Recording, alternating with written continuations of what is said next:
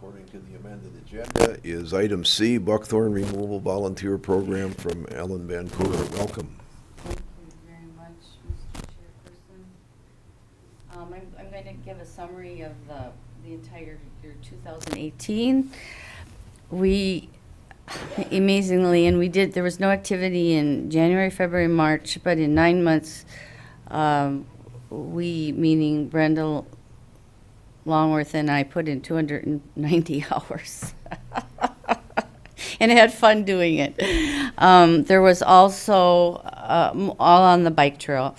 And also we were able to get Mr. Dewey, or Dewey maybe is his first name, but there was a budget to take some real heavy, big trees that had to be hauled almost a block. So we did have that. And I don't know their hours, but they did a fantastic job.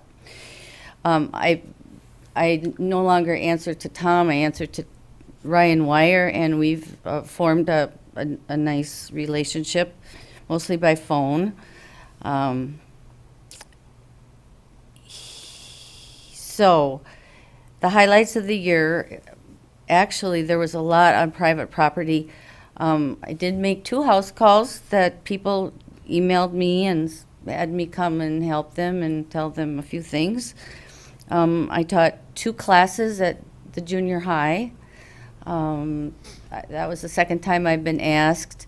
And as you know, District 88 owns that property across the way, and they've done a fairly decent job, but there's still buckthorn, and so the kids learned, and there's wild grape, and so that was a nice experience. We spent 58 hours on a lot on 16th South that is, as you know, the bike trail at 16th South is, the first block is all pole barns, and they're pole barns down to the railroad tracks. And there's a vacant lot between 2 of them that goes all the way to all the backyard of all those pole barns, and it was full of mostly female trees. And so 58 hours later, we got the majority of it. And there was some, it wasn't, no conflict, but the owner eventually took it out. That was not going to be obvious, but we got, and what's so important about that, it's only 50 yards from where we had worked all summer. And it worked for the last 2 or 3 years, so it would just reinfect. So that was huge, just huge. There's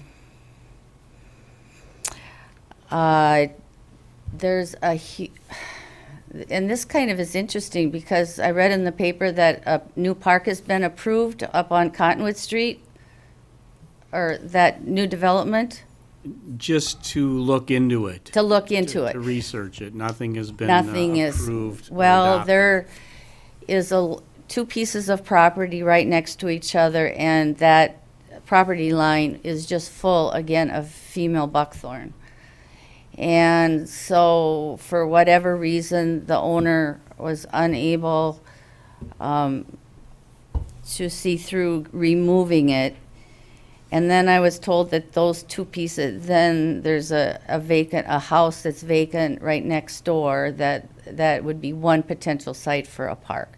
So anyway, the buckthorn's out of there, and that took me about 20 hours, and I've got about 2 left. And great improvement. And he's going to remove it himself, but it's all frozen in now.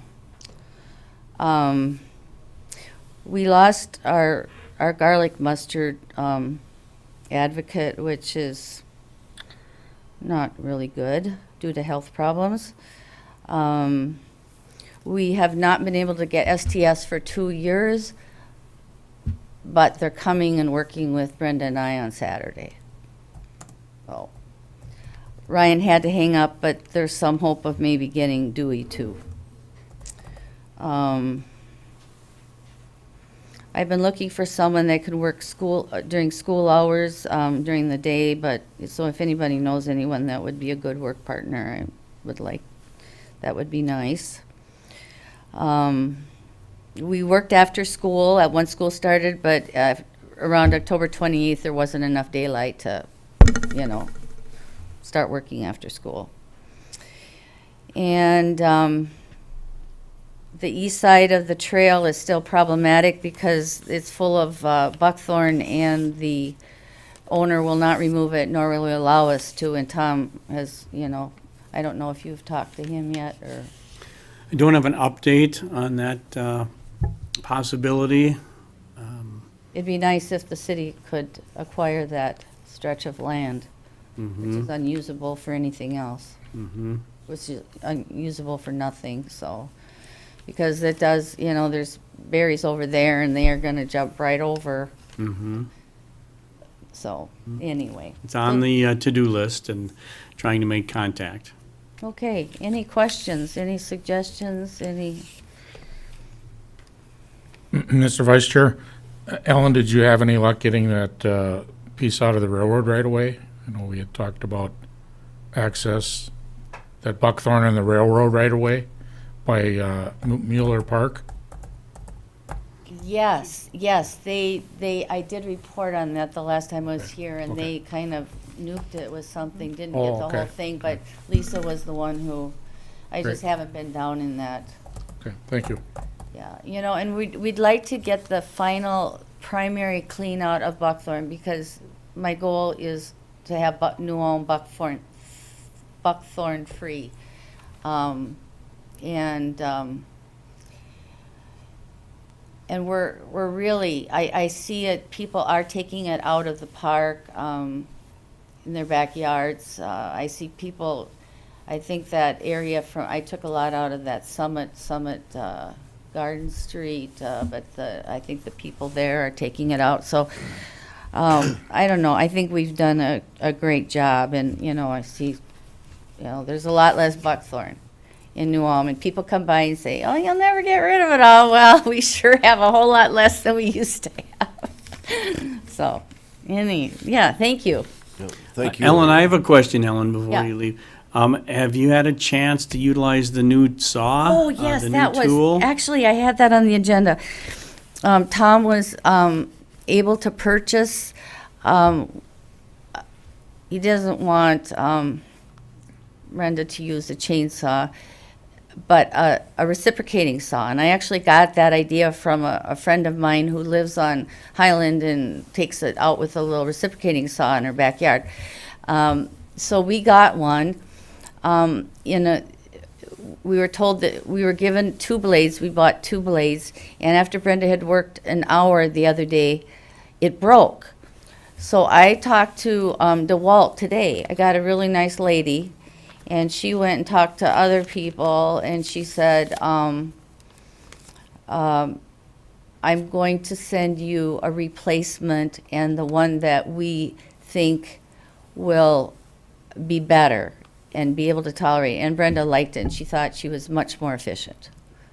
So we've got, now we've got a reciprocating saw. I mean, it's really getting to be an expensive operation now. It's a cordless DeWalt. Yes, You yes. know, battery-powered reciprocating saw that I think will be a great tool Yes, for years yeah. and years down the road. So the city Much owns it. safer and simpler to operate than Right. a gas-powered chainsaw. Yeah.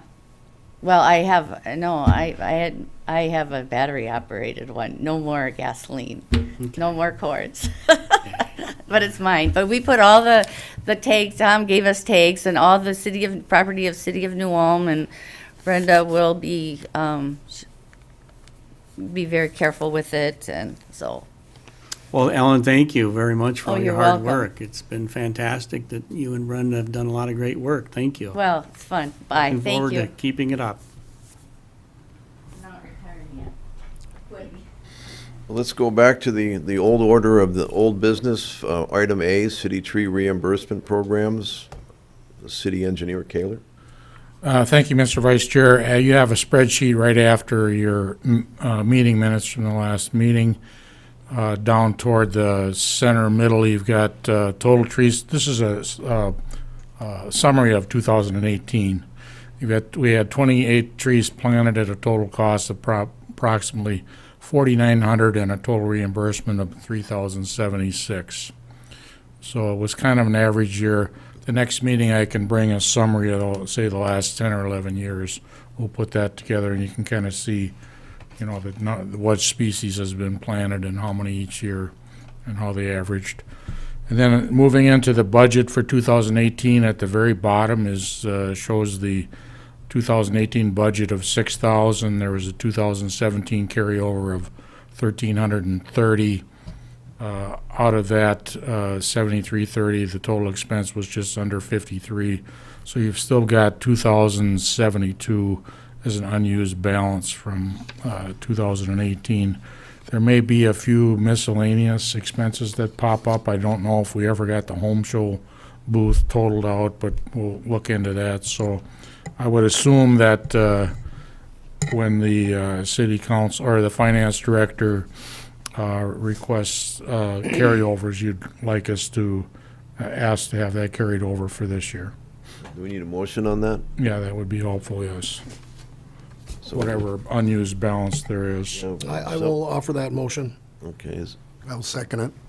okay, we have a motion on the table to carry over the unused balance of the 2018 budget into 2019. All those in favor signify by saying aye. Aye. Opposed, same sign.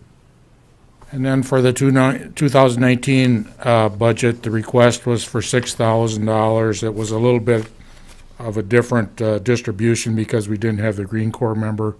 You had $4,200 for diseased and boulevard tree programs, $300 for home show, $700 for printing and pamphlets, and $800 for tree pest policy and education. And that was adopted by the city council in the last meeting in December. So that is your budget for the upcoming year, is $6,000, and hopefully with the addition of that carryover, it'll be close to $8,000. And that's my report, if you have any questions. Mr. Kaler, is there any limitations on that 2,000 carryover as far as expenditures go? To carry any? You mean as far as the category that you Yes. spend it on? Yes. Not to my knowledge, Okay. no. It's pretty much at your discretion as long as the city council authorizes the carryover. Okay.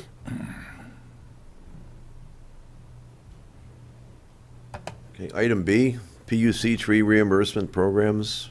Mr. Nelson. Good evening, Commissioners. What I submitted for the agenda is actually what was presented last or 2 months ago. Because there's nothing to report, no rebates have come in for the shade tree.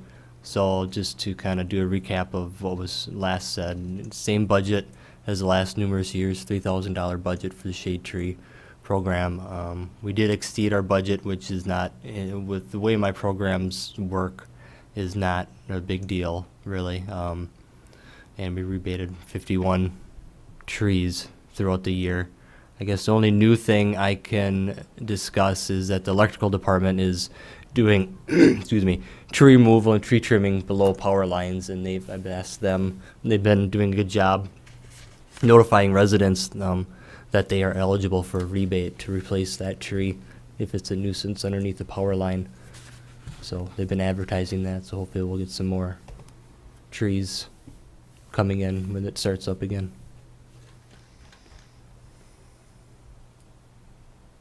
Any questions for Mr. Nelson? Thank you. Okay, item D, Minnesota Green Corps program update or program wrap-up. Mr. Schmitz. Thank you, Vice Chair Romaine and Commissioners.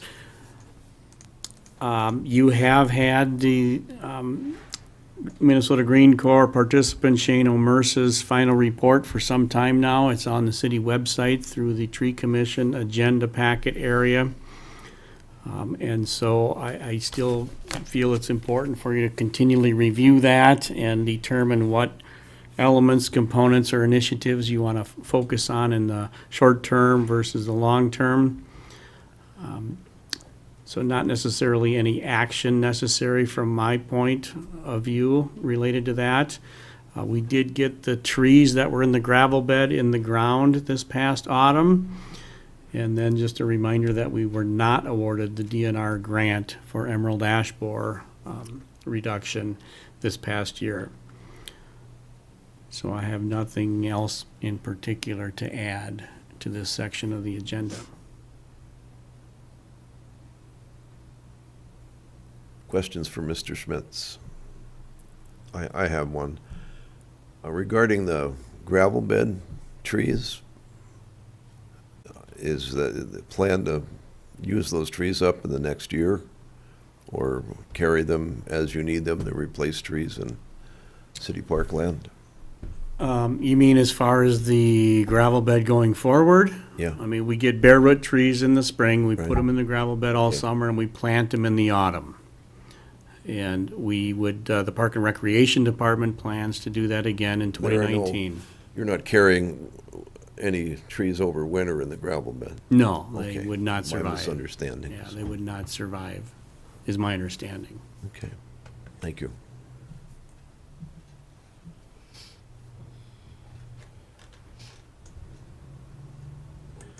Item E, utility bill stuffer mailing. Mr. Nelson again. Well, there's nothing to report on it. Just a reminder that April and August are tree commission's months. Unless there's some ideas that you would like to put in the tree commission bill stuffer. I think in the years past, it's been what's next on the agenda, the big tree contest. Has usually been one of the first ones in the bill stuffer. We had some discussion on the stuffers, the flyers, last meeting. And we have the months of April and August, so we have another meeting before the stuffer. That stuffers need to be decided upon, but what's the lead time on that for April? I believe last year was roughly 2 weeks. Okay. It can be depending on where you go, it can be a fast turnaround time, especially since ours in the just this last year that I was involved in, they were excuse me, maybe a colored paper and black ink, so Okay. it's been nothing expensive or flashy that will take time turnaround. Well, it might also be an idea for the commission to consider a subcommittee of possibly 2 commissioners to start thinking about it and working on that, and contacting Mr. Nelson and myself to try and draft something so that at our next meeting, maybe we can look at it. I would suggest the big tree contest to be on one side, you get 2 sides. Yep. So, I believe that's what we did last year. Yeah, And then yeah. the other side might have been buckthorn, or no, garlic mustard, I think, was the other side. Garlic mustard. and promoting the tree programs, the tree reimbursement programs too. That's been the other one, I believe. There's yeah. a lot of good ideas, and I would Well, that's suggest more.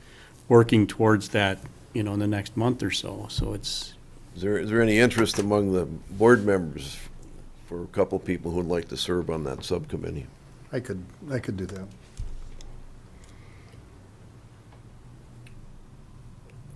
Well, I would do that and just communicate through email. Okay. Yeah. So thank you, Commissioners Sparlin and, I'm blanking, I'm sorry. Arlen.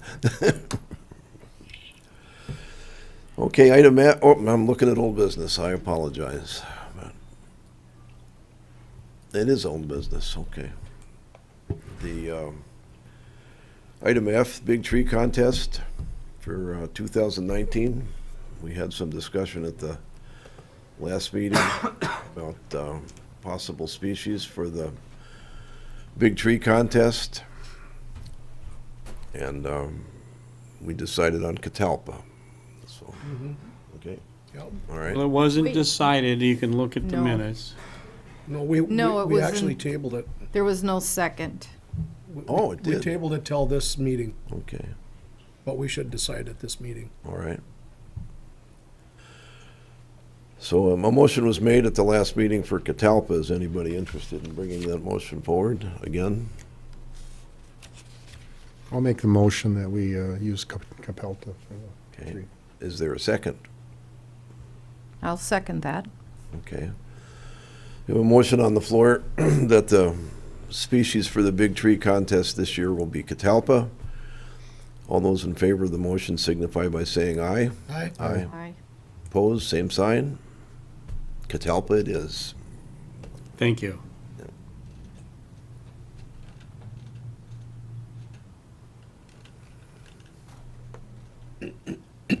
Okay, item G, Home Show, March 22nd through the 24th, 2019. So I hope you have it all on your calendar.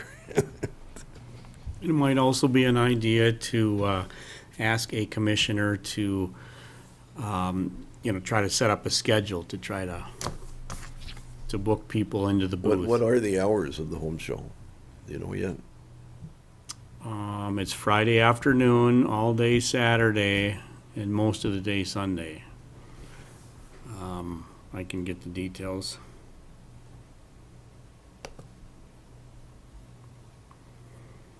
So if there's a commissioner willing to take on the role of maybe organizing the recruitment of booth attendants.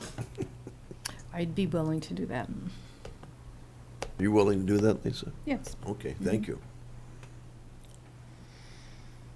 Do we have any more discussion on needs on the Home Show before we move on? I would say yes. I can work on getting the help, but as far as the things in the booth, Yeah, so there's two other components, is the Right. handouts and the items that are placed into the booth.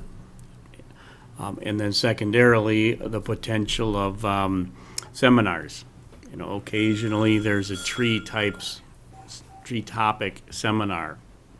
And the chamber's always looking for that, and now would be the time to discuss that if the commission's interested in trying to get one or more seminars at the Home Show with tree-related topic.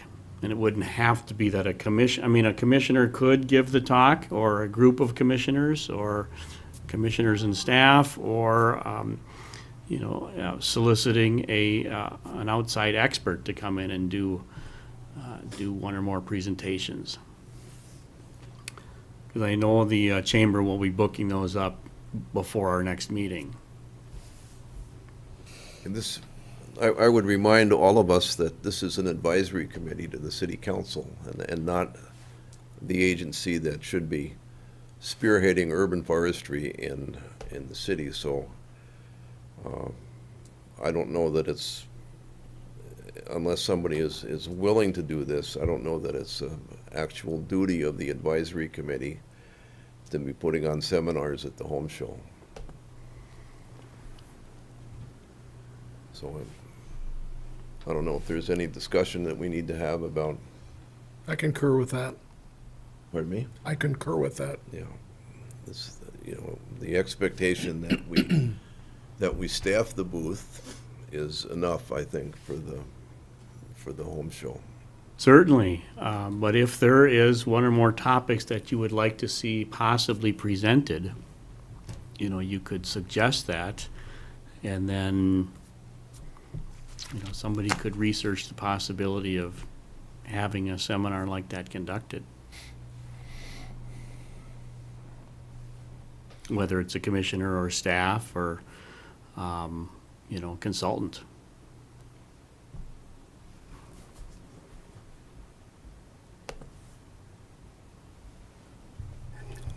We have another meeting. Is there any interest in trying to find an expert to put a seminar on for the Home Show? Okay, well, hearing no interest on that, let's move on to new business. First item of new business, item A, is 2019 officers. And we have a chair and a vice chair. Who's holding those offices now? I think Wayne Schoper is the chair, and I think the vice is vacant.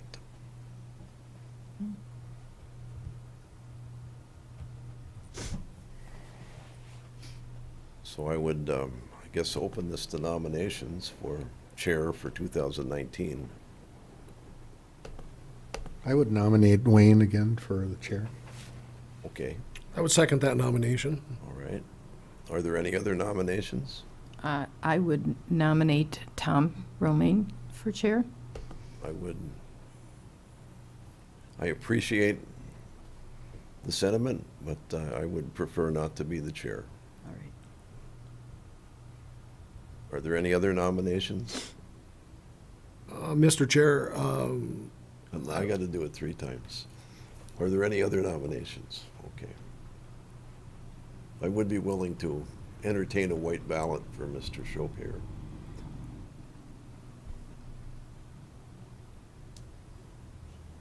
That's, the head nod, I'm assuming, is a motion for a white ballot.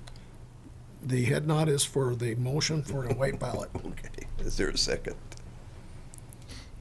I'll second that. Okay. All those in favor signify by saying aye. Aye? Aye. Opposed? Same sign. Congratulations, Wayne. Mr. Chair, members, do we need a vice chair designated?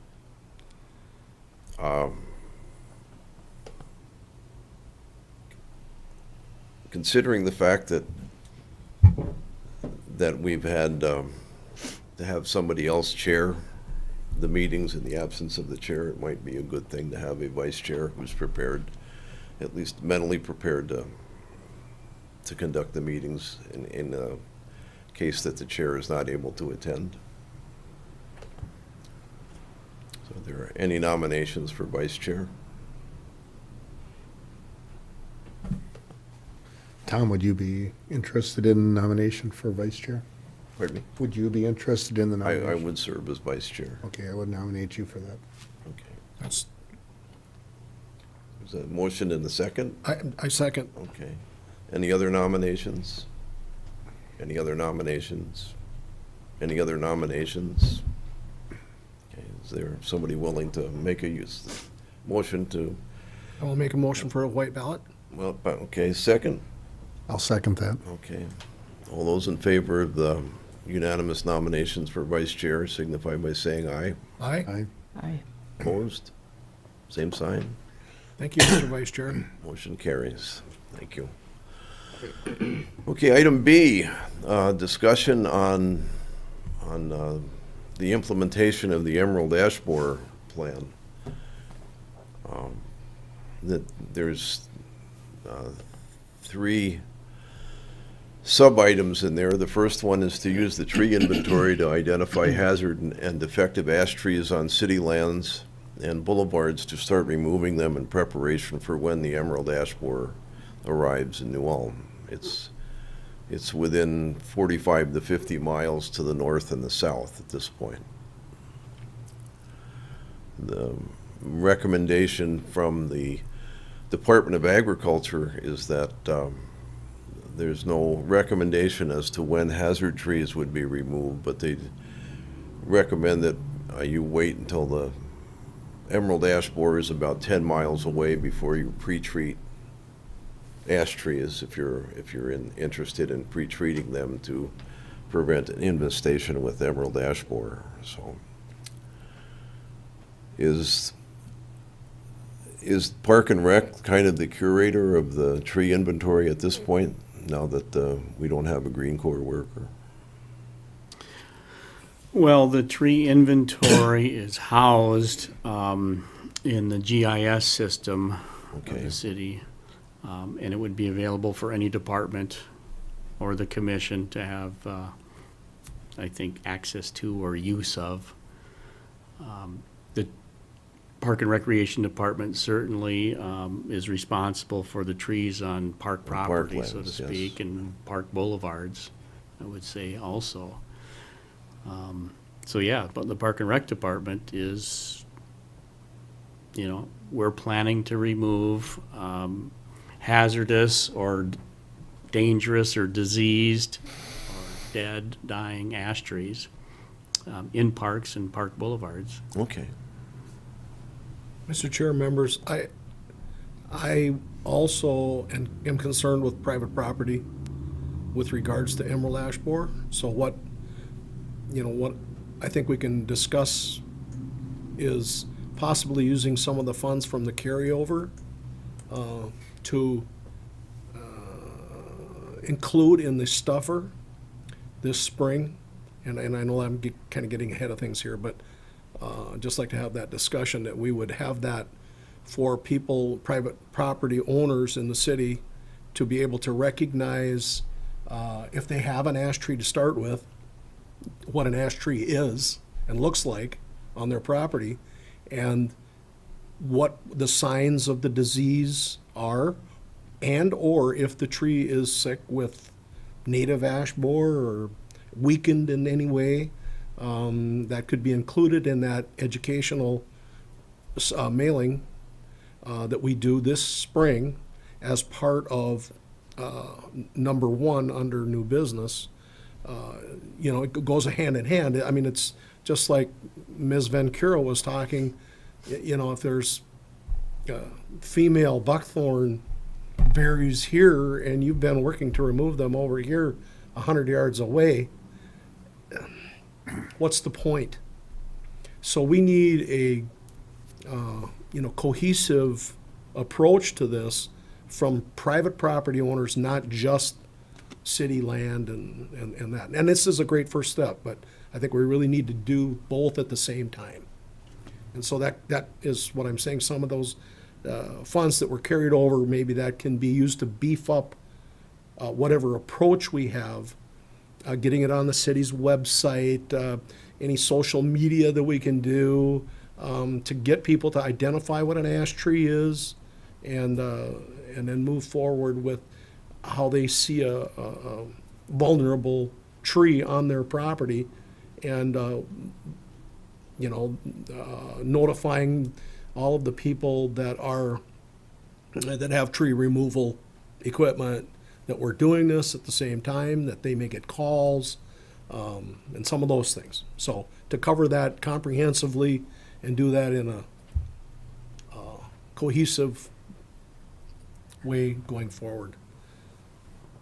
So any thoughts on that, members? I think that would make a tremendous stuffer in the March utility bill, or portion of the stuffer.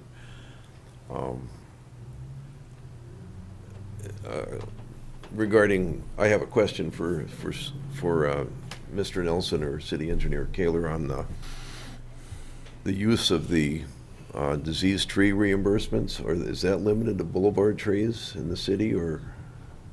Mr. Vice Chair, it's my understanding that the diseased trees are referenced in the city code. Pardon me? They're referenced in the city code as to species, so we would have to possibly amend that, and they can be used on private property, is my understanding, if they're included. Oh, okay. But that would take an amendment? Yeah, but I if we're believe going- so. I could research that a little bit more. If we're going to, I'm having some familiarity with that part of the city code.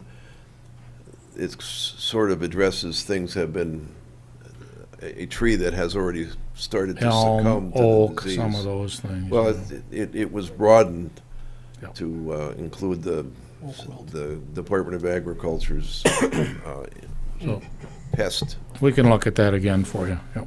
So but to do this ahead of time, as say a pre-salvage, I don't think is addressed in there. But if you could bring that to the next meeting, that would Sure. be very good. Maybe this would be one of the things that we would be looking at, as we talked about a seminar. Maybe the identification of ash trees and the hazard ash trees would be something that at the home show would be something that could be put together, as an educational, if that's what we're going to try to push that type of Sure, a program. sure. Maybe that would be something that we could look into for that.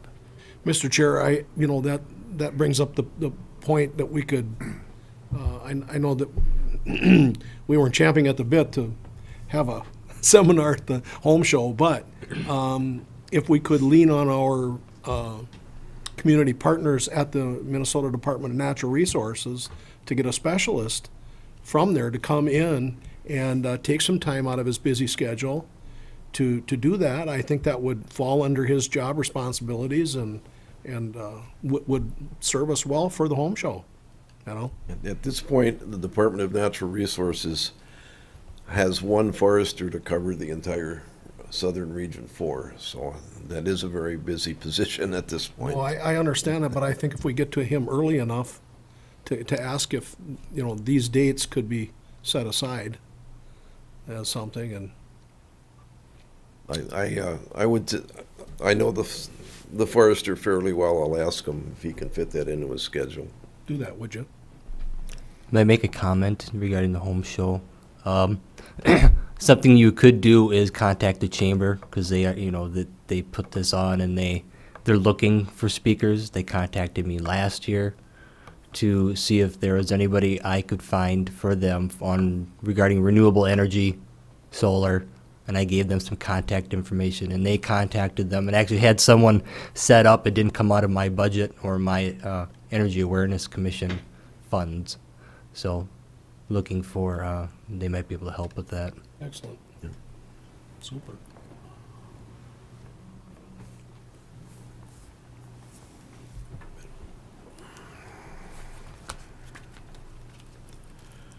Okay, any other discussion on sub-item 1?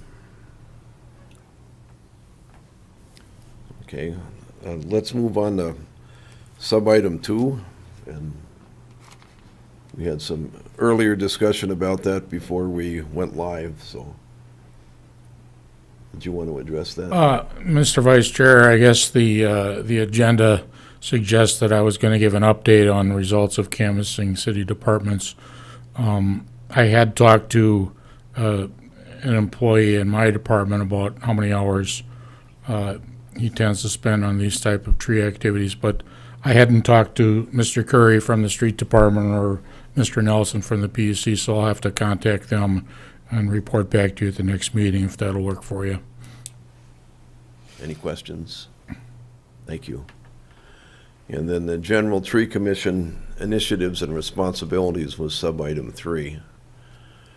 And we seem to have addressed that in the first item that we talked about. Is there anything else that you think we should be doing to prepare for Emerald Ash Borer, or recommendations we should make to the City Council at this time? Mr. Chair, I think if we get item 2 and some of the things that were discussed in item 1 going, that will be quite a bit to bite off and ruminate, so. I agree. Okay, anything else for the good of the commission? Okay, our next meeting is scheduled for March 7th, 2019 at 4 p.m. here in the City Hall Council Chambers. Is there a motion for adjournment? I so move. Second? I'll second that. We are adjourned. Good job.